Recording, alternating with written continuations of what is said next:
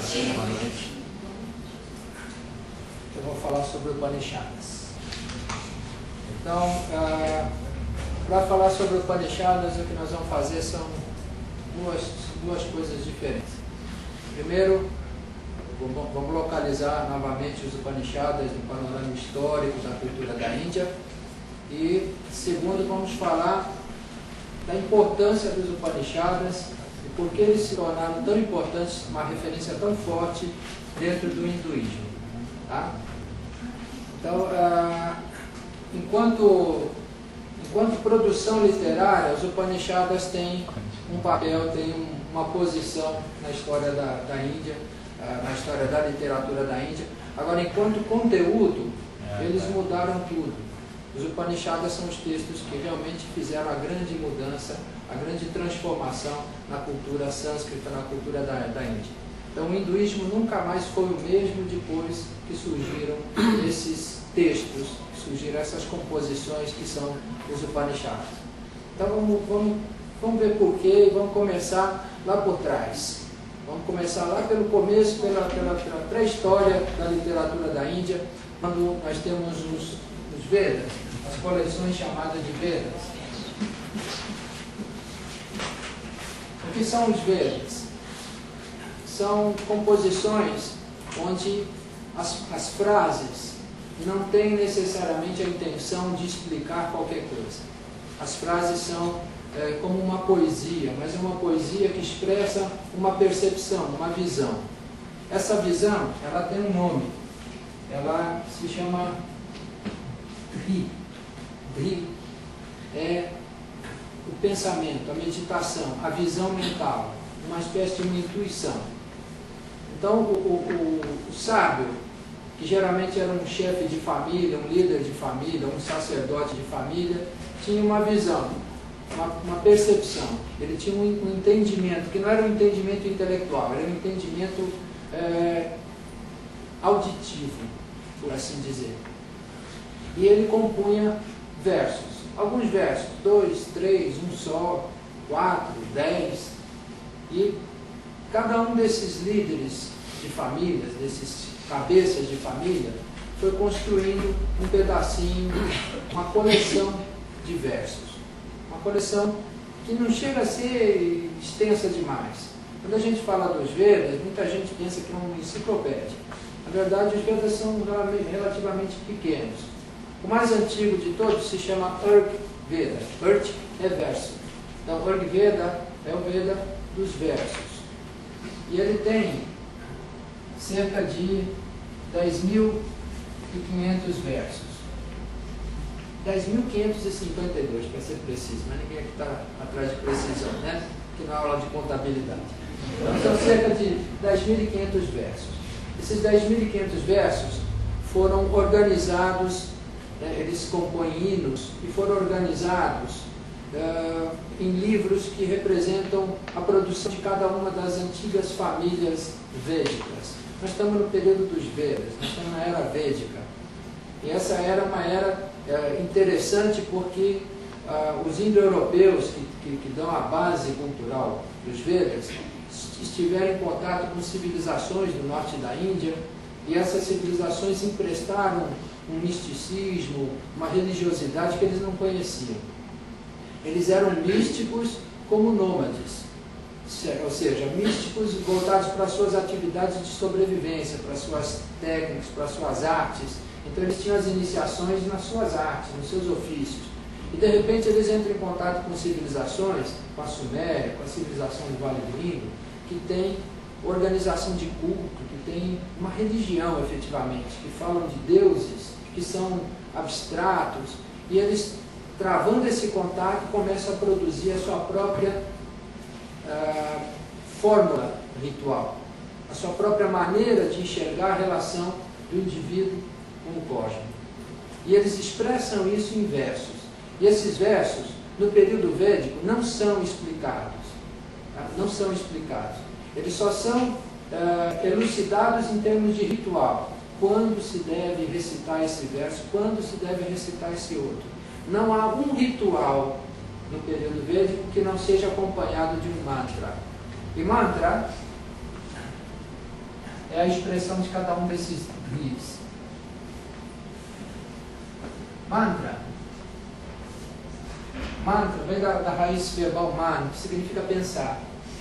Então, mantra é uma forma de expressar o pensamento, tá certo? Uma forma de expressar o pensamento, mas que é o pensamento gri, o pensamento espiritual, intuitivo, o pensamento que é completo, que não se reparte em miúdos, que não se transforma num raciocínio.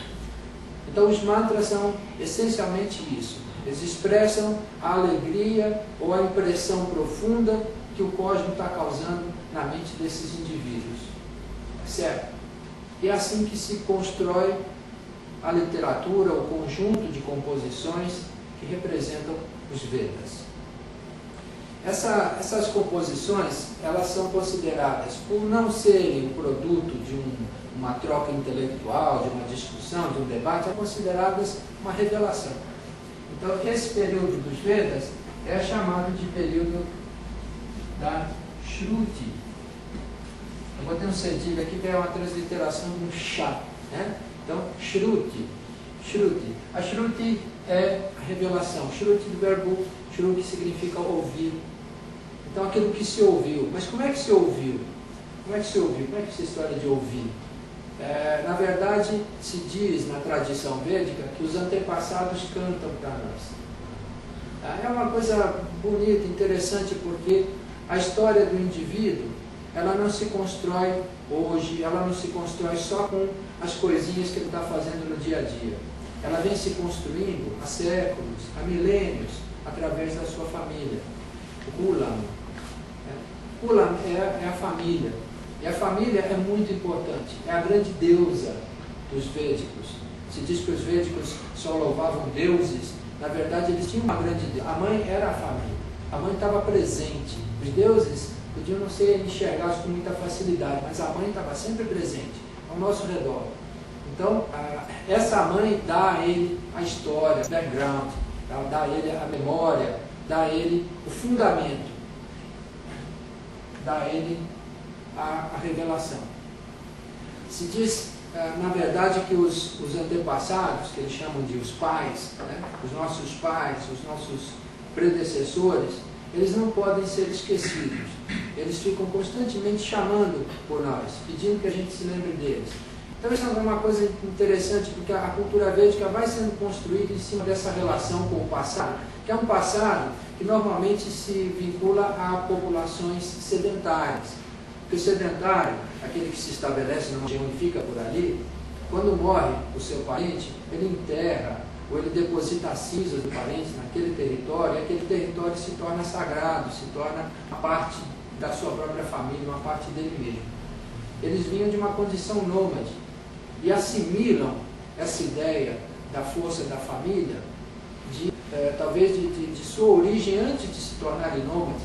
Sabe-se lá de quantos milênios antes eles trazem já essa tradição e encontram um eco dessa tradição naquilo que está sendo produzido por aqueles povos com os quais eles travam contato.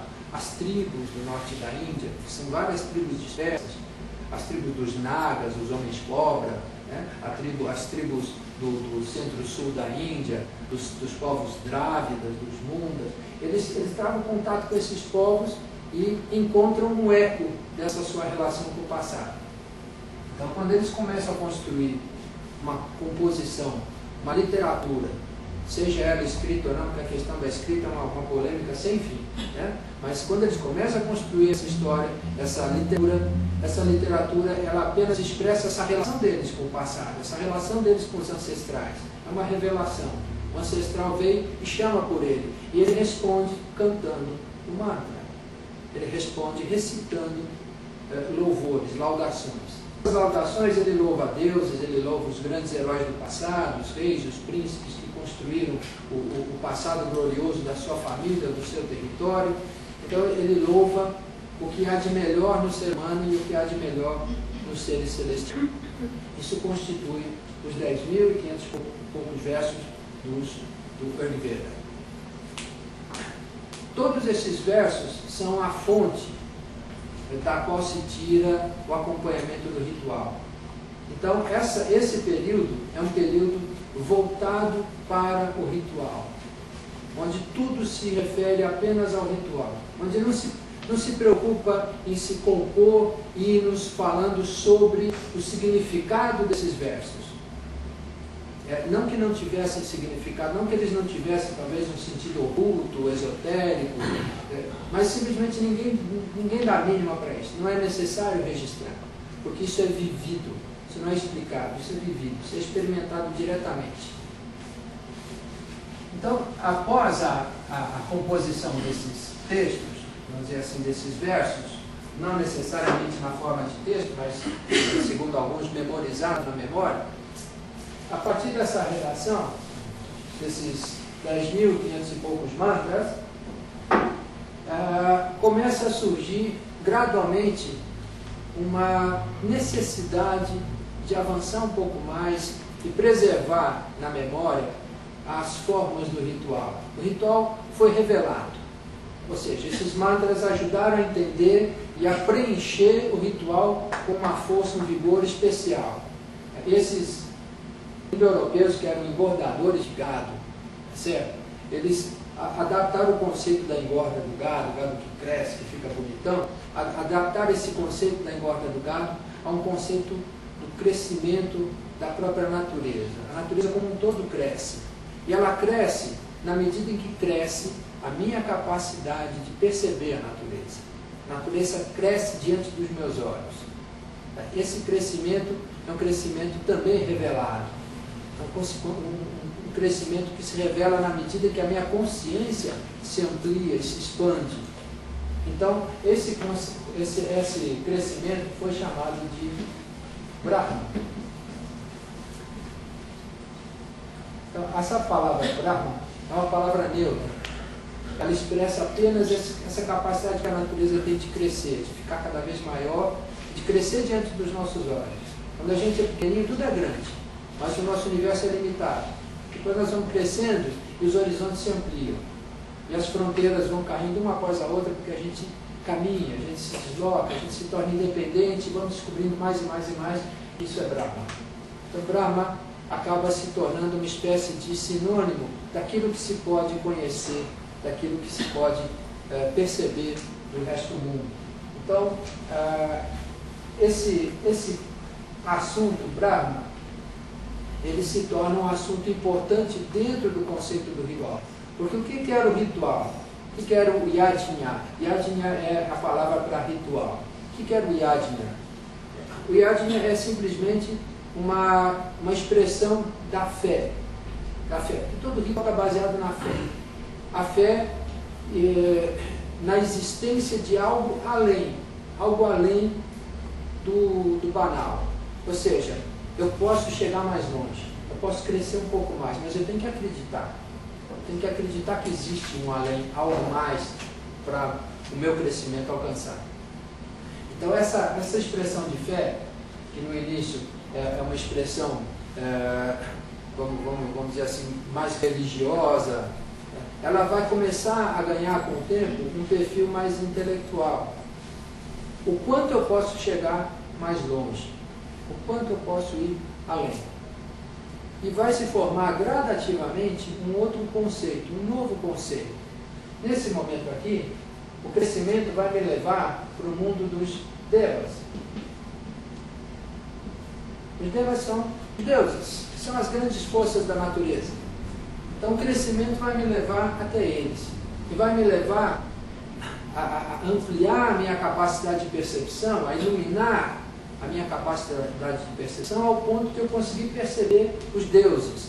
E esse lugar onde os deuses aparecem para mim se chama Svara. Vocês me perdoem esse monte de nomes, mas a gente tem que colocar os nomes certinhos, porque é importante para vocês entenderem o conjunto. Então, Svara. Svara se torna um sinônimo, posteriormente, para céu. Céu onde vivem os deuses. Certo? O céu de Indra, aquele deus que é o rei dos deuses, é Svarga. Svarga é o nome védico para um céu mais místico, mais próximo daquilo que eu posso alcançar enquanto indivíduo. Tá? o principal verso de todos os 10.552 versos do Ayurveda, existe um que é o principal. Ele se chama Gayatri. Então, todo dia os hindus recitam 3 vezes de manhã, 3 vezes de tarde, 3 vezes no anoitecer, pelo menos, alguns recitam muito mais, o Gayatri. Porque o Gayatri é revelador, ele revela para o hindu os grandes mistérios dos Vedas. E ele sempre começa Om, Pur, Uva, Svaha. Svaha é o céu. Bhur, a terra, Uva, o mundo intermediário, Svaha. Na verdade, a terra e o mundo intermediário e o céu é a semente, o caule e o que mais a nossa vegetação interior alcança. Tá certo? É a expressão de que o nosso universo, a nossa vida é como o crescimento de uma árvore. E essa árvore cresce em direção ao universo. E ao mesmo tempo, existe no universo uma outra árvore que cresce em direção à Terra. E as duas se sobrepõem. Essa que vem do céu se chama Ashwatha. Ashwatha é o lugar onde ficam os cavalos, literalmente, esse é o nome dela. Essa é a figueira sagrada, que nasce no galho de uma hospedeira, lança suas raízes para a terra e depois sufoca a hospedeira e forma um grande vazio no centro, onde se diz que cabiam os cavalos. Tá certo? Na verdade, ela é Ashwatha porque o cavalo representa o fogo e ela é a madeira da onde se prepara o fogo por fricção. Tá? Então, Ashwatha é a madeira que tem o fogo, que dá o fogo que representa a inteligência. Então, toda essa figuração vegetativa que os Vedas vão revelando para nós, é uma revelação de que a natureza é um processo inteligente e que a gente cresce na medida da nossa inteligência, ou que o nosso crescimento nos traz uma inteligência cada vez maior. E essa inteligência não é a inteligência do intelectual, tá certo? Não é a inteligência do chato, é a inteligência natural, é a inteligência do Kavi. Kavi é poeta. Poeta é inteligente. Não é o intelectual que é inteligente. Tá certo? O poeta é capaz de jogar com as palavras e com as palavras criar todo um universo. Usando as palavras, ele transforma sofrimento em alegria, ele transforma um dia cinzento num dia ensolarado. Ele é capaz de mudar o humor das pessoas com palavras. Então, Kavi é um sábio, um mágico, um transformador. Então, a ideia de que essa nossa relação com esse mundo que nós podemos alcançar, que é o mundo de Brahma, é o mundo do crescimento, é o mundo do que vai além, do que está além dos nossos limites. Essa relação nossa com o mundo, com esse mundo é uma relação poética. Assim são os Vedas. Tá certo? Então nós não estamos falando aqui de uma literatura técnica, nós estamos falando aqui de uma expressão poética do modo de ser de uma população, do modo de ser de um povo. Olha, desse conceito de Brahma, esse conceito de Brahma, ele não está explícito no início da literatura védica. Ele vai sendo construído à medida que eles percebem que eles podem avançar um pouco mais no entendimento daquilo que os seus sábios revelaram, que os seus sábios trouxeram para cada uma das famílias e que é compartilhado entre todas. Ou seja, cada uma das famílias compôs uma parte dos versos, mas eles compartilham entre si todos os versos, tá certo? Exceto um que é só daquela família, exceto um que só aparece nos rituais daquela família. Mas isso é um detalhe, né? O que é importante é que esse conceito do Brahma, do crescimento, ele vai se desenvolver em uma literatura complementar que vai ajudar a entender esses Vedas. Essa literatura complementar, ela se desenvolve em 2 níveis diferentes. Um, que continua sendo revelador. Então, o Urg-Veda, que é o Veda dos hinos, se dobra em Sama-Veda, que é o Veda dos cantos, onde a maneira de recitar os versos é melódica, cantada efetivamente. Então, Sama-Veda, e que depois se desdobra mais uma vez em Yajur Veda. O Yajur diz respeito ao Yajna, que são os rituais. O Yajur Veda explica melhor como se dá o ritual, como se faz o ritual. Explica melhor de que forma se deve recitar os versos no ritual. Mas ainda de uma forma não explicativa do significado das palavras que se usam, dos mantras que se usam no ritual, mas apenas dizendo ordem e dando explicações extremamente superficiais sobre os mantras. Apenas dizendo, esse mantra é recitado aqui porque ele é melhor aqui. Então são explicações bastante superficiais para quem está buscando simbolismo, para quem está buscando um entendimento mais profundo sobre aquela literatura. Depois do Yajur aparece mais uma coletânea de hinos, mas esse um pouco mais distante do Rigveda, o Rigveda que é o original. Essa coleção mais distante, que chega bem depois, é chamada de Atharva Veda. Atharva Veda, que é o Veda dos hinos mágicos, das fórmulas mágicas, já está começando a chegar mais no chão, tá certo? Mais perto das necessidades do dia a dia. É quando se procura um ritual que tem uma finalidade específica, pessoal. Tá certo? Eu vou fazer um rito para conseguir fazer meu cabelo ficar mais bonito. Ou um rito para conseguir fazer meus inimigos ficarem com dor de barriga. Então, são coisas mais da magia, certo? Aparecem nesse tipo de literatura.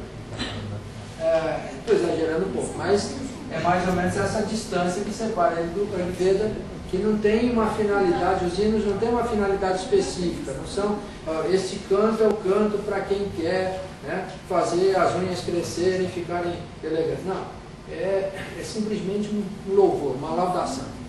Aqui no Atharva Veda não, já é mais específico. Quem cantar isso aqui tantas vezes vai viver 100 anos, e assim por diante.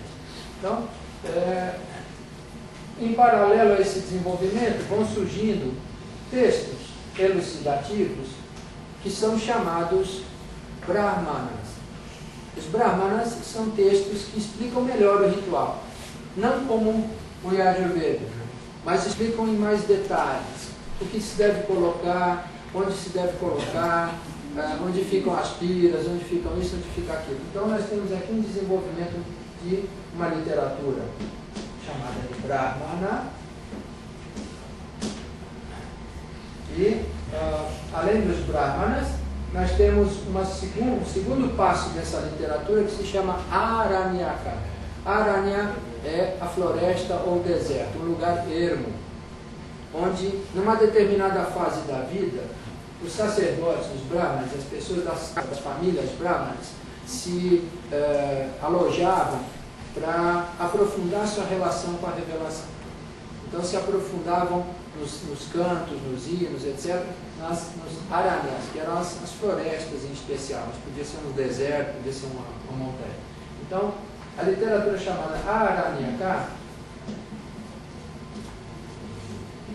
ela surge exatamente para ajudar esses indivíduos que estavam lá, não porque eram sábios, intelectuais, ou porque iam fazer grandes sacrifícios, mas estavam lá simplesmente para se aprofundar um pouquinho nos Vedas, para eles terem algo útil para ler, porque eles às vezes ficavam sozinhos, isolados, por meses, sem ver uma alma viva, né?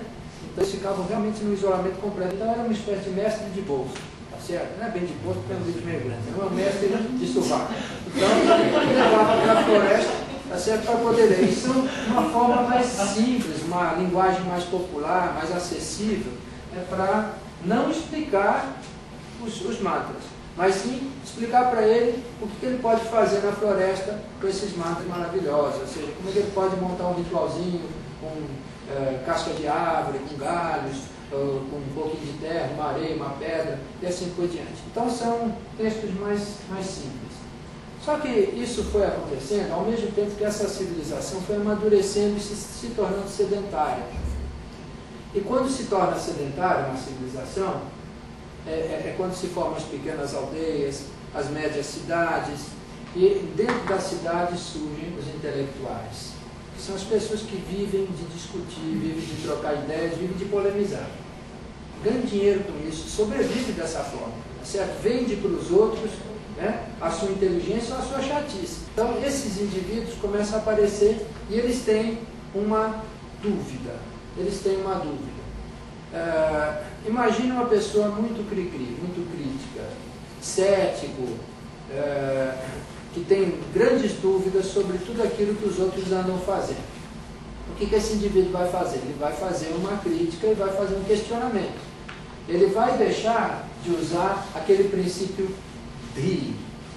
Ele não quer mais que a mente dele apenas observe e desfrute daquilo que está observando. Ele não quer uma mente fruitiva, por assim dizer, uma mente poética. Ele quer uma mente crítica, cética, uma mente capaz de fazer uma análise, ou seja, uma mente analítica.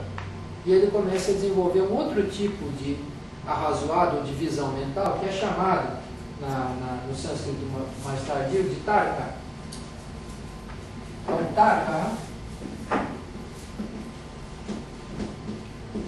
tarka é a razão.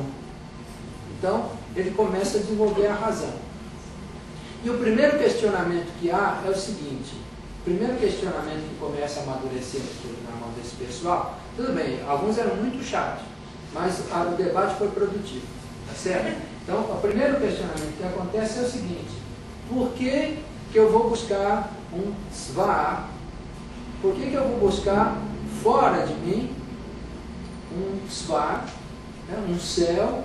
Por que eu vou buscar a companhia de deuses se eu mesmo posso me satisfazer, eu mesmo posso estar bem aqui exatamente onde eu estou?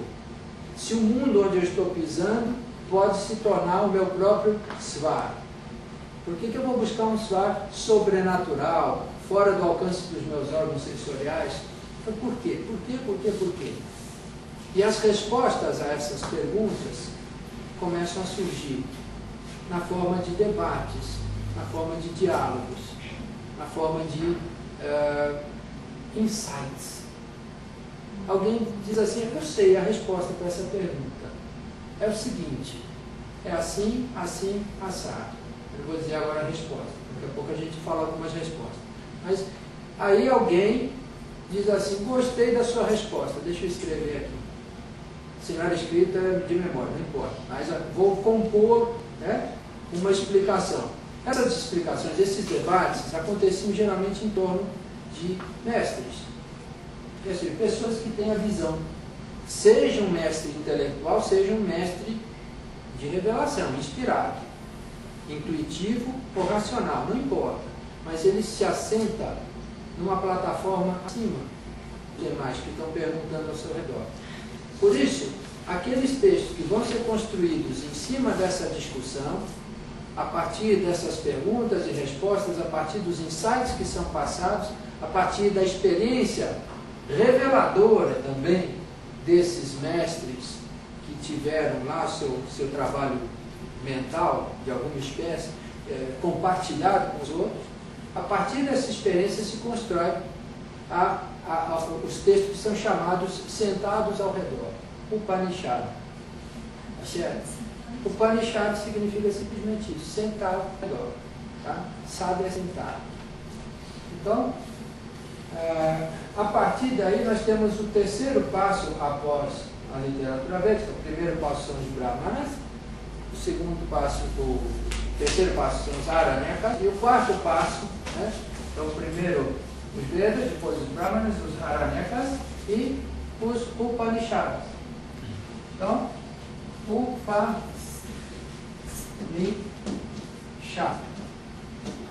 Chato porque fica muito contado no final da palavra. É chato. Né? Então, Upanishad. Os Upanishads são textos de caráter um tanto emocional. Não são textos, não é aquela lógica, aquela racionalidade típica dos livros científicos, onde não tem um pingo de emoção. É certo? Onde 2 mais 2 é igual a 4 e ponto. Não é 4,5 nem 3,5. Aqui em Upanishads, 2 mais 2 às vezes dá 3, às vezes dá 6,5. Então, a precisão não é o objetivo. O objetivo é mostrar a revelação tal como ela apareceu aos meus olhos. Certo? E se por um lado, aqui no caso dos Vedas, eu tinha uma concepção voltada para a natureza como um todo, voltada para esse conceito de um limite a ser ultrapassado, de um algo sobrenatural maior do que eu, um universo onde os devas estão presentes e os antepassados também estão presentes, eles são invisíveis, mas estão em relação com a gente. Nessa literatura dos Upanishads, tudo isso se inverte. E eu não me interesso mais pelo que tem do lado de fora, eu quero saber o que tem aqui dentro. Esse é o meu assunto dos Upanishads. Atma, eu mesmo, o si mesmo, o self. Né? Aquilo que eu tenho dentro de mim, a minha expressão, a natureza, o meu espaço interior, o meu universo, é esse que me interessa, porque os intelectuais dizem o seguinte: o que eu sei do mundo lá fora? Não sei nada. Eu só sei o que eu percebo. E o que eu percebo está aqui dentro. A minha mente me revela alguma coisa. É só o que eu sei. Tá certo? Aquele pássaro no galho daquela árvore existe? Não sei. Eu sei que aquilo que eu percebo como um pássaro naquela árvore existe na minha mente. Então o meu assunto agora é a minha mente. Será que o universo existe? Não importa para mim se ele existe. O que importa é que a minha mente criou um universo para mim. Se o conceito de Brahma é a ideia de que eu posso, com o crescimento da minha consciência, alcançar outras coisas, avançar para além dos limites que eu tinha, então é esse esforço da minha mente por alcançar novos limites, que são limites que ela mesma projeta e que ela mesma derruba no mundo. Esse esforço passa a ser o meu assunto nesse momento. Então, se eu tinha nesse momento inicial a construção do mantra, que é o pensamento numa estrutura de revelação, o pensamento pura e simplesmente revelado, sem explicação, sem elucidação. Aqui para baixo eu vou ter a construção do Mimamsa. Mimamsa vem da mesma raiz mantra e Mimamsa. Mimamsa significa um trabalho, um esforço intenso do pensamento, ou seja, uma investigação. Então, eu deixo de buscar uma revelação e passo a produzir uma investigação. A investigação é a característica básica dos Upanishads. É uma característica central dos Shadas. Certo?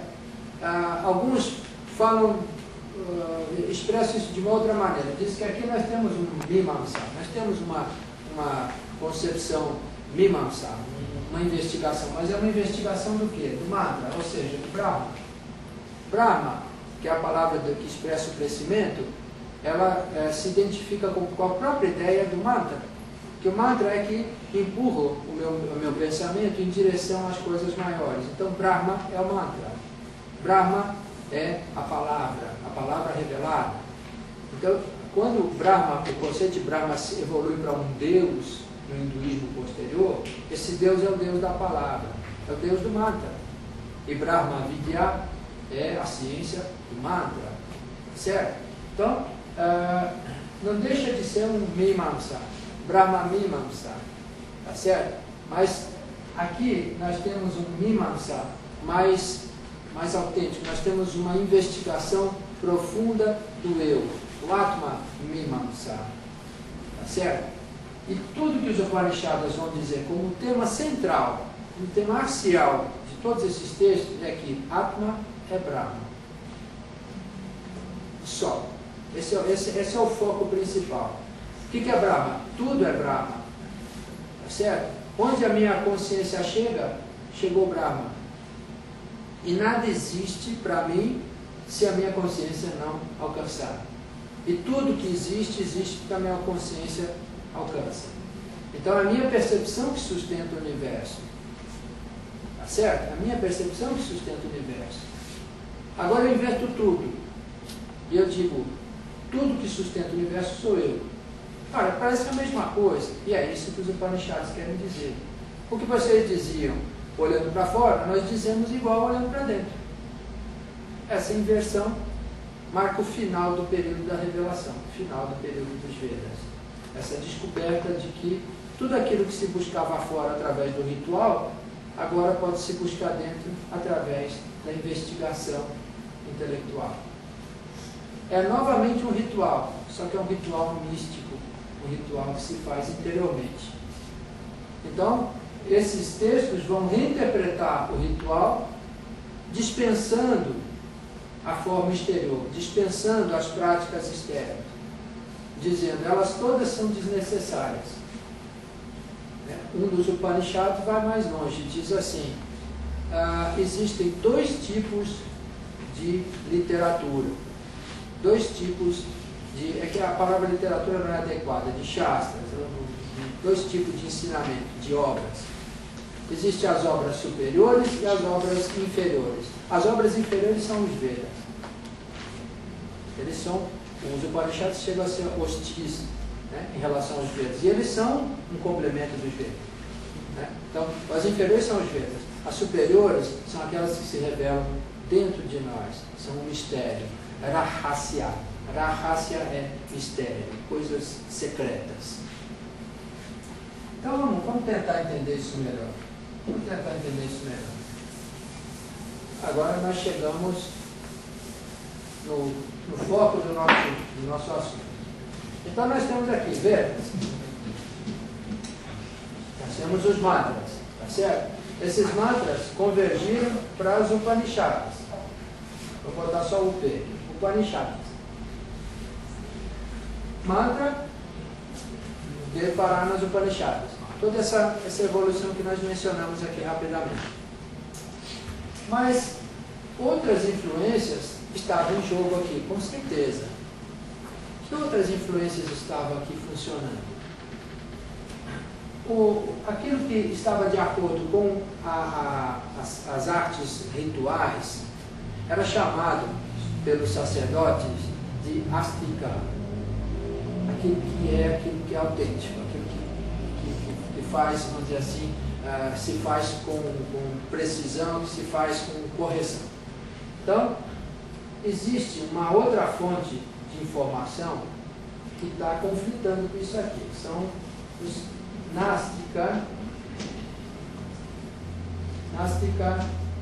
Jnanani, os conhecimentos heterodoxos, os conhecimentos que não são aqueles trazidos pela revelação. Veja que a revelação não pretendia levar conhecimento para ninguém, levar a intuição, a percepção direta, só, mais nada. O poeta, quando escreve uma poesia, às vezes ele fica de cabelo em pé quando o crítico faz uma interpretação do que ele quis dizer com a poesia. Porque ele não quis dizer nada. A poesia já é o que foi dito. Tá certo? Não tem um sentido secreto, um significado. Olha, se você em vez de ler isso, ler aquilo, vai funcionar melhor. Não. O poeta se expressou no momento em que ele botou a poesia no papel ou recitou a sua poesia. Assim são os Vedas. Despretensiosos e ao mesmo tempo gananciosos, porque eles queriam conquistar o universo com versos.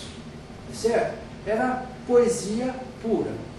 Aí existiam umas linhas que discordavam disso, que diziam, não, nós precisamos conquistar o conhecimento. Não apenas conquistar uma experiência mística de observação, uma experiência de ri. Não apenas eu quero fazer o ri, eu quero mergulhar no mundo, entender o seu mecanismo, porque esse mecanismo é uma expressão de mim mesmo. Então, se eu entender o mundo, eu vou estar entendendo melhor a mim mesmo. Cada um dizia uma coisa diferente. Entre esses Nastika, tinham os materialistas, tá certo? Como os Charvakas, existiam os deterministas, que achavam que não importa, a nossa vida ia ser sempre do mesmo jeito. Existiam os reencarnacionistas, os não reencarnacionistas, os monistas, os dualistas, os pluralistas. Existia toda uma infinidade de linhas de pensamento, algumas conflitantes e algumas não.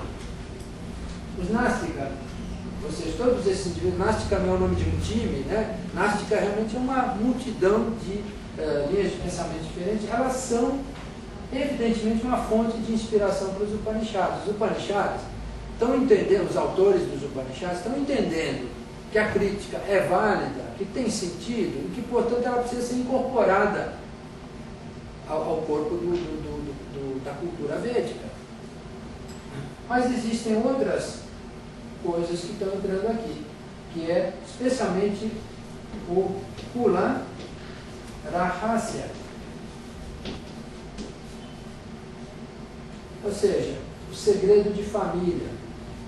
Porque as famílias tinham lá os seus segredos, tinham lá os seus mistérios, seus enigmas. E isso também interferia na leitura que eles faziam dos Vedas. Então, essas fontes diferentes vêm aos Upanishads. São, por assim dizer, processadas pelos Upanishads. E daqui nós temos a marca divisória. Daqui para frente nós vamos ter a produção de outros tipos de textos que têm essas raízes, mas não têm essa cara. Ou seja, eles têm essa origem, mas não são iguais a isso que estava na origem. Então, entre esses Nástica, por exemplo, estava uma escola que vai ser chamada posteriormente, uma escola teórica que vai ser chamada posteriormente de Samkhya.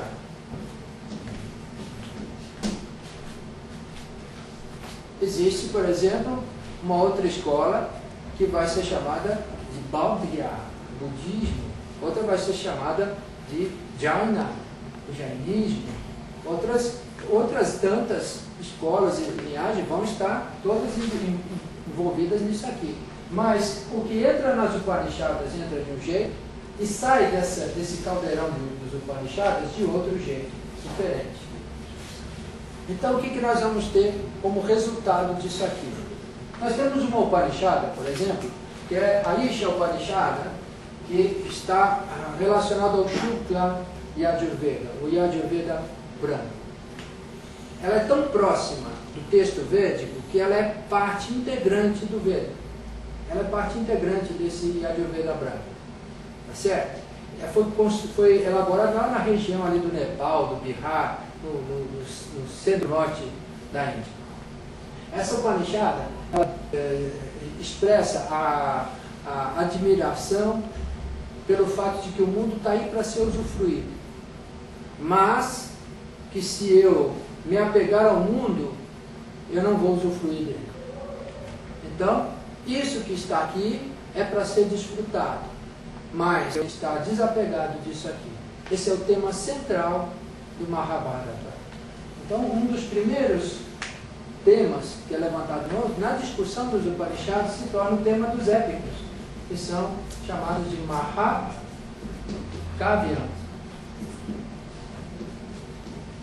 Mahakavyam é grande poesia, grande poema. Então, os Mahakavyam, eles são os épicos dos quais dois sobreviveram aos tempos, né? O Mahabharata e o Ramayana.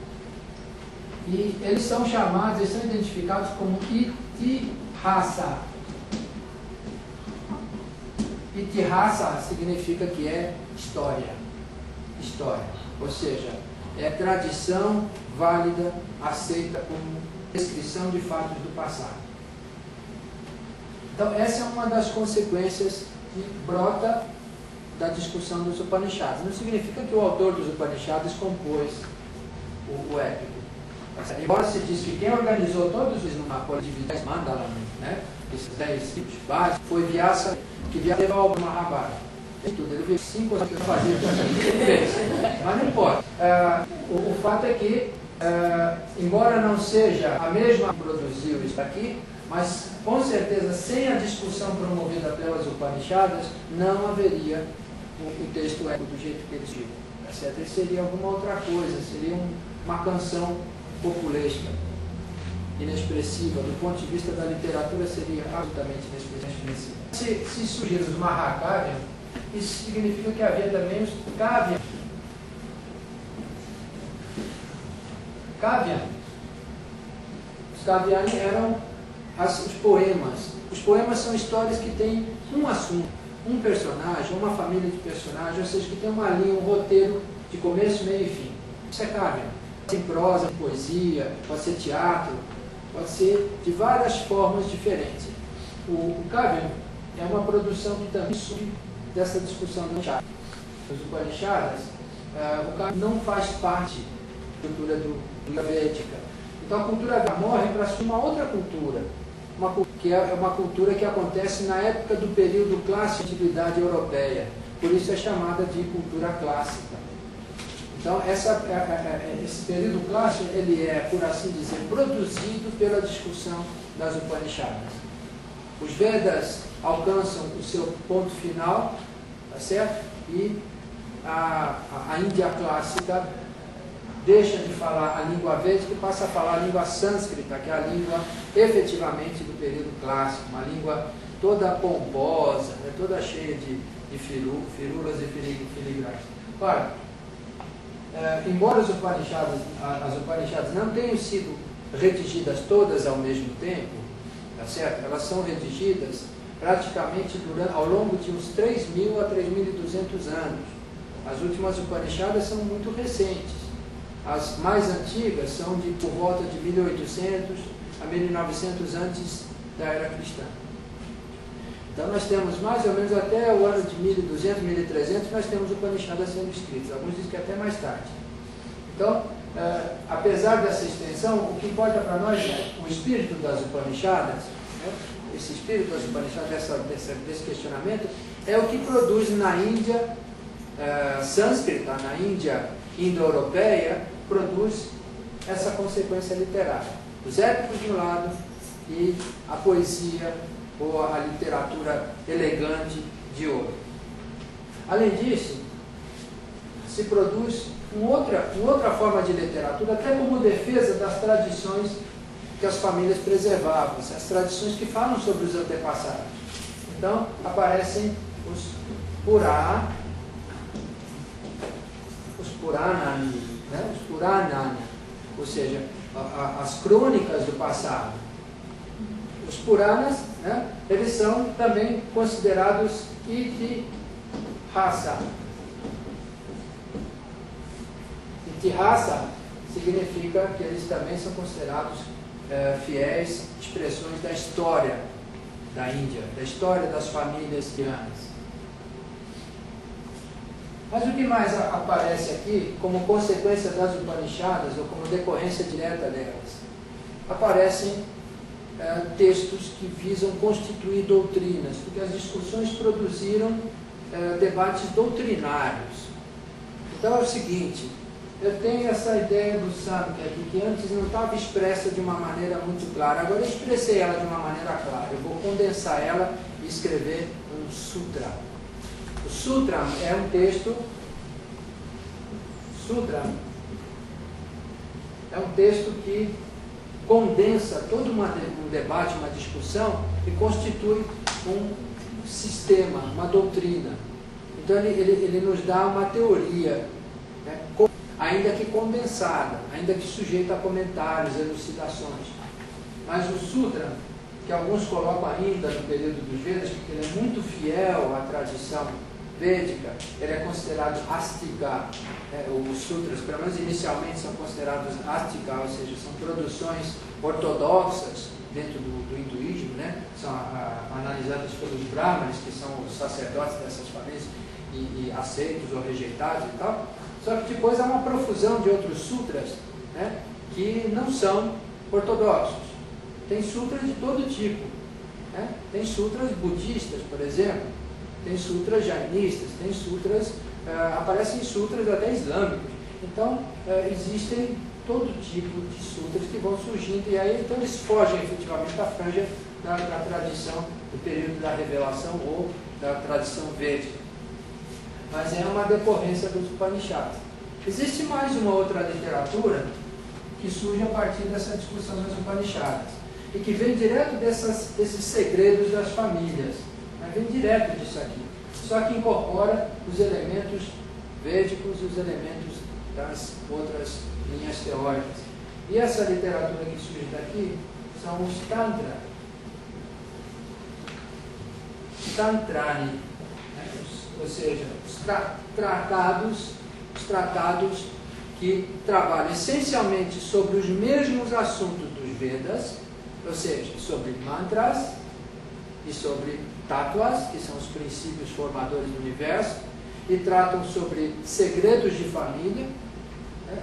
E compõem dessa maneira o que eles próprios intitulam revelações pós-védicas, revelações pós-revelações.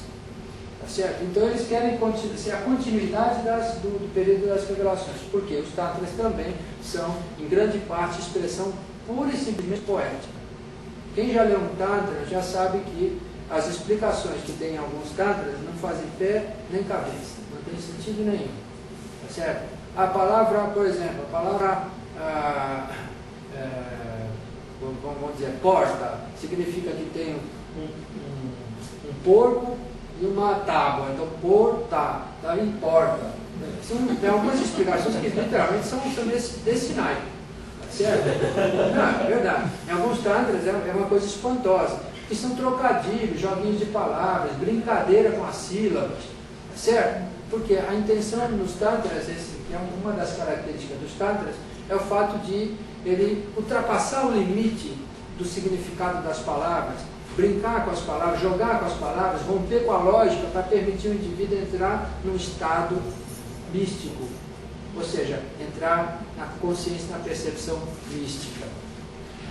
Então vejam só, tudo isso só foi viabilizado, os tantras, os sutras, os puranas, a poesia, né, e os épicos, só foi viabilizado por causa desse debate que gerou as Upanishadas.